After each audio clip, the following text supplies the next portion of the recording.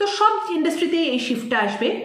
Animation এরকম একা industry না, বা গ্রাফিক ডিজাইন এরকম একা ইন্ডাস্ট্রি না যেখানে এই এআই শিফটটা আসছে। Hello guys, welcome back to my channel বাংলায় বিজনেস। তো আজকের ভিডিওটাতে ডিসকাস করব যেটা তোমাদের সবার প্রচুর জিজ্ঞাসা, আমার কমেন্টসে মানে ভরে ভরে এই প্রশ্নটা থাকে যে এআই এর এফেক্ট, কি ধরনের এফেক্ট পড়বে গ্রাফিক ডিজাইন এবং অ্যানিমেশন ইন্ডাস্ট্রিতে।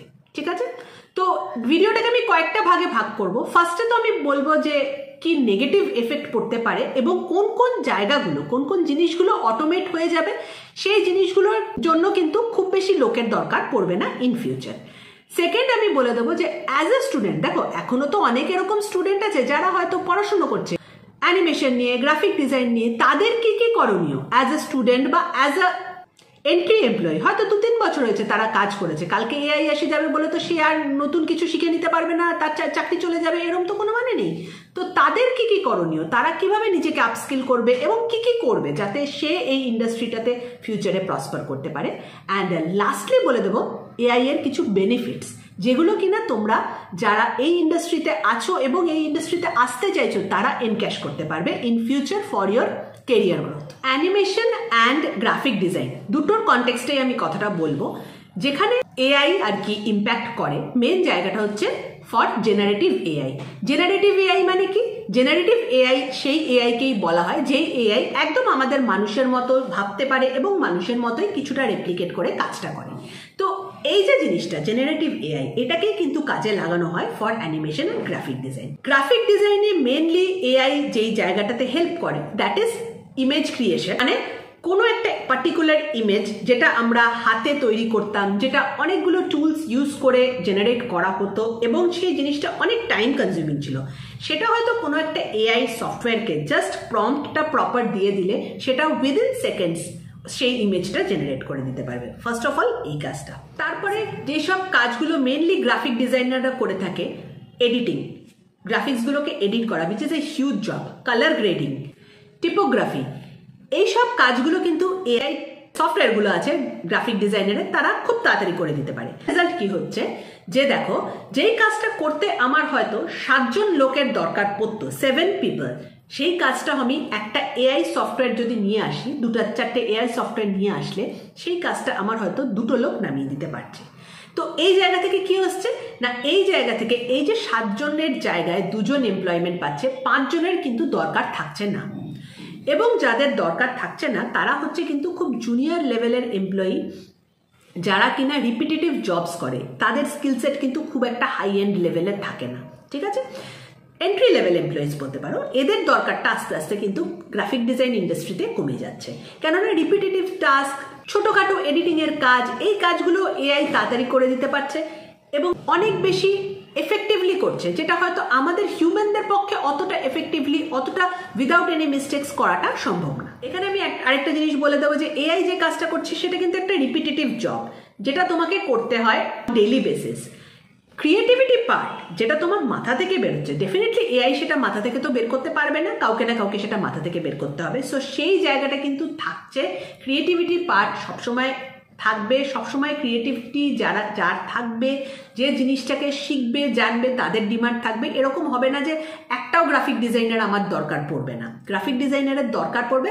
হ্যাঁ, হয়তো বা আগে 100 জনের দরকার পড়তো, সেখানে 10 জনের দরকার পড়বে। Same in the animation industry. Animation ইন্ডাস্ট্রিতে প্রচুর এরকম কাজ আছে যেগুলো প্রচণ্ড লেবোরিয়াস জব। যারা অ্যানিমেশন তোমরা করো তারা নিশ্চয়ই জানো, rotoscopy, lip syncing, facial expressions create করা, এই যে কাজগুলো, এই কাজগুলো করে কিন্তু প্রচণ্ড যারা দক্ষ অ্যানিমেটর, যাদের প্রচুর এক্সপিরিয়েন্স আছে এই কাজগুলো করে, এগুলো তারাই করতে পারে। এবং তারা যে করে উইথ ভেরি মাচ প্রিসিশন, তারা প্রচণ্ড এই কাজটা করে করে করে করে এক্সপিরিয়েন্স করে করে তারা এক্সপার্টিস আনে। তারপরে তারা গিয়ে সেই রকম লেভেলের ফেশিয়াল এক্সপ্রেশন দিতে পারে, রোটোস্কোপি করতে পারে, লিপ সিঙ্কিং করতে পারে। এই জিনিসগুলো করে কি হয় না, একদম একটা হিউম্যানলি এফেক্ট আমরা পাই, যাতে আমাদের জিনিসগুলো দেখতে প্রচণ্ড রিয়েলিস্টিক মনে হয়। এই জিনিসগুলো কিছু সফটওয়্যার আছে যেগুলো এআই পাওয়ার্ড সফটওয়্যার, যেরকম deep motion, Adobe character animation, এরা কিন্তু খুব ইজিলি করে দিতে পারে। এই সফটওয়্যারগুলো যে কোম্পানিজরা ইউজ করে, যারা আর কি যেই স্টুডিওসরা ইউজ করে তারা এই কাজগুলো যেগুলো খুব লেবোরিয়াস জব, অনেকজন হয়তো 10 জন 15 জন অ্যানিমেটারের দরকার পড়তো, এই জবগুলো কিন্তু তারা উইদিন 2-3 ডেজ করে নিতে পারে with the help of AI power tools. আর তার জন্য এই যে 10 জন 15 জন অ্যানিমেশনের একজন টিম দরকার হতো, এই টিমটার হয়তো দরকার পড়ে না, 4-5 জন অ্যানিমেটর হলেই তারা কাজটা নামিয়ে দিতে পারে। সেকেন্ড, অ্যানিমেশনে খুব একটা ইম্পর্টেন্ট কাজ থাকে যেটা pre production, that is storyboarding. Now story বোর্ডিংয়ে অবভিয়াসলি এটা এতদিন অবধি যেটা কাজ ছিল, কেউ একজন নিজের স্টোরি বোর্ডিং করতো, 4-5 জন মিলে স্টোরি প্ল্যানিং করতো, pre production, production, post production বসে প্ল্যানিং করতো, এখনও সেটা হয়। বাট আস্তে আস্তে কিন্তু স্টোরি বোর্ডিং এর ফিল্ডেও এআই চলে আসবে। স্টোরি বোর্ডিং এর কাজটা অনেকটা এআই কিন্তু করে দিতে পারবে। অবভিয়াসলি স্টোরি বোর্ডিং, ক্রিয়েটিভিটি জিনিসটা মানুষের মাথা থেকেই বেরোবে, বাট হ্যাঁ, এআই যখন এটাতে হেল্প করবে তখন সিন ক্রিয়েশন বলো, ভার্চুয়াল ব্যাকগ্রাউন্ড ক্রিয়েশন বলো, এগুলো অনেক তাড়াতাড়ি হয়ে যাবে। তো সেখানেও কিন্তু কাজটা অনেকটা স্পিড আপ হয়ে যাবে, কাজের এফিসিয়েন্সি বাড়বে, এবং এআই যেই কাজগুলো করে সেগুলো উইদাউট এনি মিস্টেক করে, অনেক বেশি অটোমেটেড ওয়েতে হয়, অনেক বেশি প্রফেশনাল হয় অ্যাজ কম্পেয়ার টু হিউম্যানস।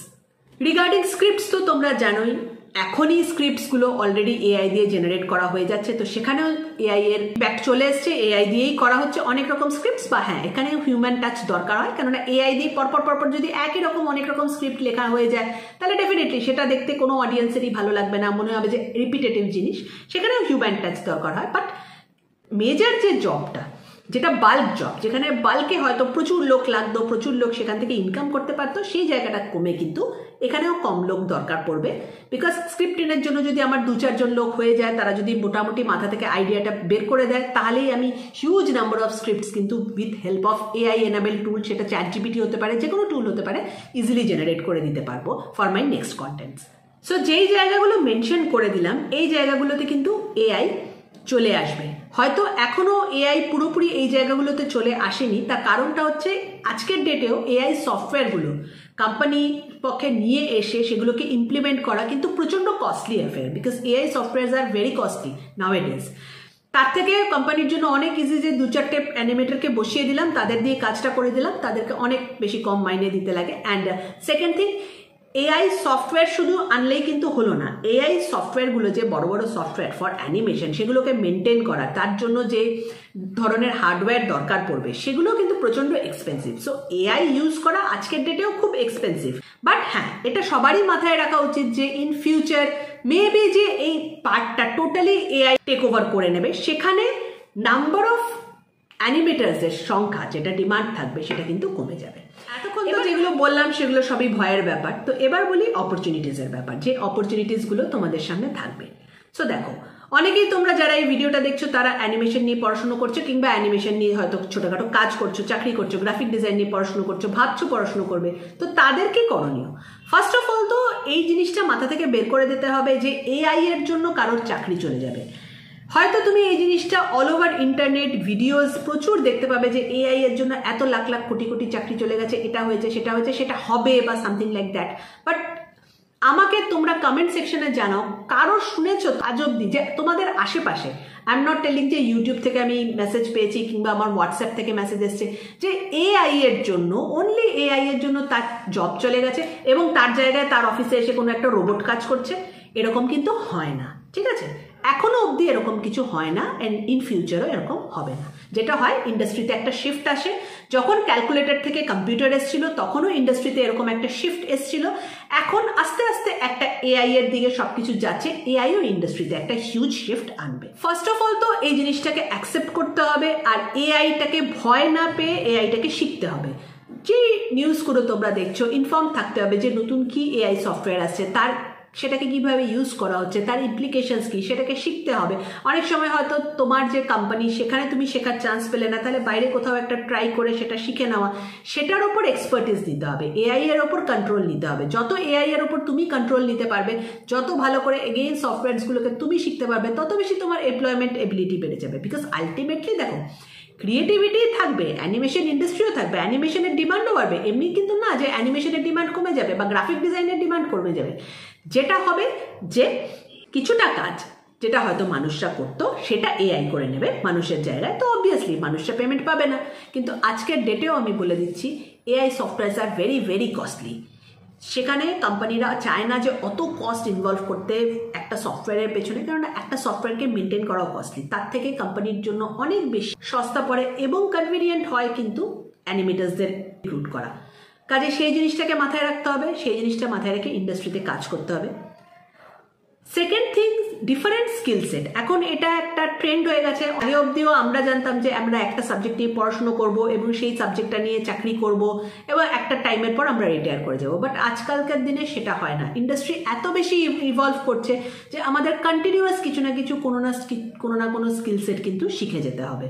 সেটা সবার জন্য, ইটস নট লাইক দ্যাট যে গ্রাফিক ডিজাইনারদের সাথে হচ্ছে কিংবা অ্যানিমেটার্সদের সাথে হচ্ছে। ইভেন কোডিং, যারা ইঞ্জিনিয়ার্স, কম্পিউটার ইঞ্জিনিয়ার্স, যারা অনেক বেশি পড়াশুনো জানে, হয়তো দে আর ভেরি গুড স্টুডেন্টস, তাদেরকেও নতুন কিছু না কিছু শিখতে হচ্ছে। বিকজ তাদের কোডিংয়ের কাজটা হয়তো কোনো একটা এআই সফটওয়্যার করে দিয়ে চলে যাচ্ছে। টেস্টিং, যেটা কোডিংয়ের একটা বিরাট বড় পার্ট, সফটওয়্যার ডেভেলপমেন্টের বিরাট বড় পার্ট, অনেকটাই কিন্তু আজকাল করে নেয় কিন্তু এগেন এআই সফটওয়্যার। তো সেখানেও জব রোলসের মধ্যে শিফটিং আসছে, চেঞ্জেস আসছে। তো এই চেঞ্জেসগুলোর সাথে কিন্তু নিজেকে অ্যাডাপ্ট করতে হবে। কখনো এটা ভাববে না যে না এআই চলে আসলো বলে আমার চাকরি চলে যাবে। এরকম কিন্তু সচরাচর হয় না যে এআই আসলো, কালকে রোবট চলে আসলো তোমার অফিসে, তোমাকে বলে দেওয়া হলো যে না কালকে থেকে তোমাকে আসতে হবে না, আর রোবট তোমার কাজগুলি করে নেবে। থার্ড, ভেরি ইম্পর্টেন্ট, যারা গ্রাফিক ডিজাইনের কাজ করো অ্যান্ড অ্যানিমেশনের কাজ করো। দেখো, গ্রাফিক ডিজাইন, অ্যানিমেশন এগুলো কিন্তু প্রচণ্ডভাবে ক্রিয়েটিভিটির কাজ। সেখানে ক্রিয়েটিভিটির একটা ইম্পর্টেন্স থাকে, আর ক্রিয়েটিভিটি এআই মাথা থেকে বের করতে পারে না।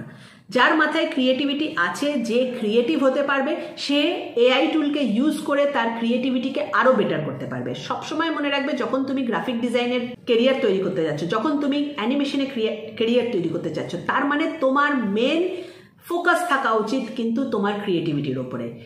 অনেকেই আছে যারা ভাবে যে গ্রাফিক ডিজাইন, অ্যানিমেশন এগুলো শুনছি, চলো ইন্টারনেটে চলো আমরা এগুলো নিয়ে চাকরি করি, এগুলো শিখে নিই তাহলে আমরা চাকরি পেয়ে যাব। বাট এটা কিন্তু হয় না। এই ফিল্ডটাতে creativity is one of the main factor, and creativity কাউকে শেখানো যায় না। সেটা কিন্তু প্রত্যেকের নিজের ভেতর থেকে আসে। তুমি কিভাবে নিজে ক্রিয়েটিভ হবে, কিভাবে তুমি নিজের ক্রিয়েটিভিটিকে ইউটিলাইজ করবে ইন ইয়োর ফিল্ড, সেটা কিন্তু সম্পূর্ণভাবে তোমার উপরে। আরেকটা জিনিস, খুব প্র্যাকটিক্যাল একটা জিনিস আমি বলে দেবো, একটা প্র্যাকটিক্যাল সিনারিও, যে দিদি তুমি এত কিছু তো বলে দিলে, তাহলে এবার আমরা কি করব। তো যেটা তোমাদেরকে করতে হবে, ধরো তুমি একজন অ্যানিমেটার কিংবা তুমি একজন গ্রাফিক ডিজাইনার, কোনো একটা অর্গানাইজেশনে কাজ করো, ঠিক আছে? তো যেটা তোমাকে করতে হবে যে এই যে এআই এনাবেলড টুলসগুলো আসছে সেগুলো সম্বন্ধে শিখতে হবে। সবটা তো তুমি শিখতে পারবে না, যতটুকু পারো নিজেকে আপডেট রাখো, নিজে শেখো। অ্যান্ড তুমি কোম্পানিতে যদি সেরকম একটা পজিশনে থাকো, তাহলে তাদেরকে তুমি সাজেস্ট করো যে আমরা এই এআই টুলটা ইউজ করব, তাহলে আমরা আরও ভালো কন্টেন্ট জেনারেট করতে পারবো, অনেক বেশি এফিশিয়েন্টলি আমরা কাজ করতে পারবো। যত বেশি তুমি এআই এর ওপর কন্ট্রোল নেবে, তত বেশি কিন্তু তোমার কনফিডেন্স বাড়বে, অ্যান্ড এগেইন সব জায়গা দিয়ে তোমার অ্যাকসেপ্টেন্স বাড়বে। হোপফুলি এই ভিডিওটা তোমাদের কাজে লাগবে। আর যদি ভিডিওটা ভালো লেগে থাকে, বাংলায় বিজনেস চ্যানেলটাকে সাবস্ক্রাইব করবে আর ভিডিওটা তোমাদের ফ্রেন্ডসদের সাথে শেয়ার করবে। আরেকটা কথা বলে দিই, এআই রিগার্ডিং, কেরিয়ার রিগার্ডিং যা জিজ্ঞাসা আছে সবকটা জিজ্ঞাসা তোমরা কমেন্ট সেকশনে লেখো। শর্ট ভিডিওজের মাধ্যমে কিন্তু আমি প্রত্যেকটা কমেন্টে রিপ্লাই করার চেষ্টা করি। কোনো কমেন্ট যদি আমি মিস করে যাই, এগেন আমি বলে দিচ্ছি, আরও একবার দুবার কমেন্টটা লিখবে, ডেফিনেটলি তুমি আমার কাছ থেকে রিপ্লাই পেয়ে যাবে। আর যদি রিপ্লাই মিস করে থাকো, প্লিজ আরেকবার করে লিখবে যে দিদি আমি রিপ্লাই পাইনি, ডেফিনেটলি আমি তোমাদের প্রত্যেককে রিপ্লাই করে দেবো। Thank you for watching, bye by.